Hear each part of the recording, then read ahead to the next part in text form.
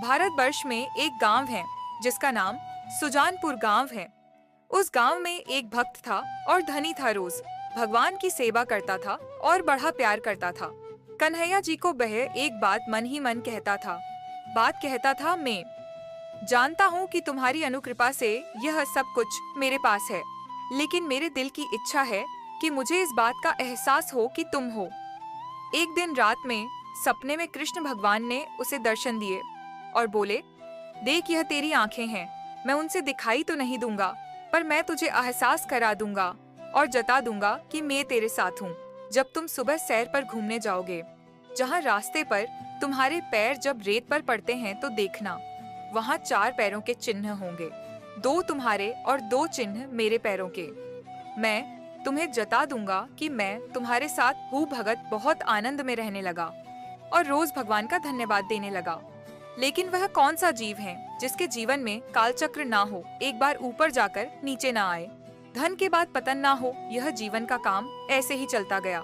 दिन अच्छे थे और बाद में खराब दिन आए। सारा व्यापार चौपट हो गया। धन संपदा जाने लगी, जैसे कि होता आया है। जैसे जैसे धन कम होने लगा, उसके जितने भी परिवार वाले और दोस्त रिश्तेदार सब छोड़ चले गए। वह जनता था, धन जा रहा है तो ये क्यूटम कबीला भी जा रहा है। वह जनता था कि दुनिया वाले ऐसे ही होते हैं, उसे इस बात का कोई गौम नहीं था।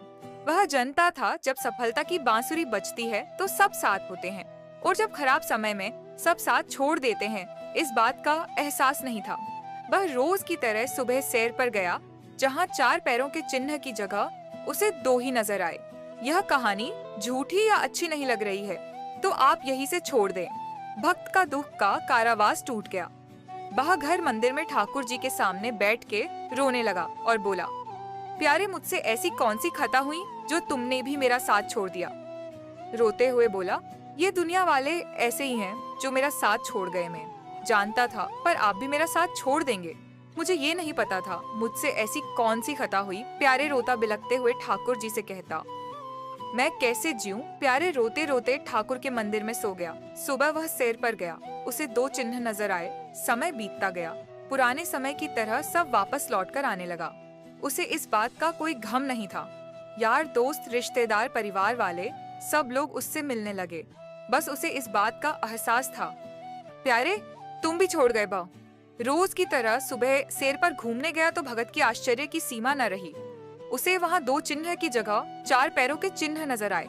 आज उसे बड़ी तकलीफ हुई, बाद में गुस्सा भी आया। वह भगत कृष्ण भगवान के मंदिर में रोने लगा और बोला, जब धूप का कारवास टूटा था तब तुम भी मुझे छोड़ चले गए थे। जब मेरे पास धन लौट आया है तो तुम भी आ गए। तुम कितने स्वार्थी हो। यह कहकर वह अपने व्यापार पर चला गया। रात में ठाकुर जी ने सेठ को सपना दिया और उससे पूछ रहे थे कि तेरे अंदर कितना रोष है। अच्छा, यह बता, जब विपत्ति के समय में जो तू चलता था तो 2 पैर किसके दिखाई देते थे। भक्त कहता है, नाथ चल में रहा था तो चरण चिन्ह मेरे हैं। ठाकुर जी कहते हैं, बस जो तुझे 2 चरण चिन्ह दिखाई देते थे वो तेरे नहीं मेरे थे। भगत मानता नहीं, जब मैं चल रहा था तो चरण चिन्ह तुम्हारे कैसे हुए। तुम झूठ बोल रहे हो भगवान। कृष्ण नहीं, मैं झूठ नहीं बोल रहा, सत्य बोल रहा हूँ। तो भगत कहता है कि मैं उस समय कहाँ था। तब ठाकुर जी कहते हैं, जब विपत्ति का समय आया सब तुझे जोड़ गए थे, लेकिन उस समय तू मेरी गोद में था। जब तू मेरी गोद में था तो तेरे चरण चिन्ह कैसे पड़ते। मैं तुझे गोद में लेकर चल रहा था, फिर से तुम्हारे अच्छे दिन लौट आए हैं, तो मैं तुझे अपनी गोद से कथित करता हूँ और अलग करता है, इसीलिए तुझे 4 चिन्ह नजर आए थे। ऐसे ही भगवान अपनी करुणा सब पर दिखाओ। बोलो राधे राधे।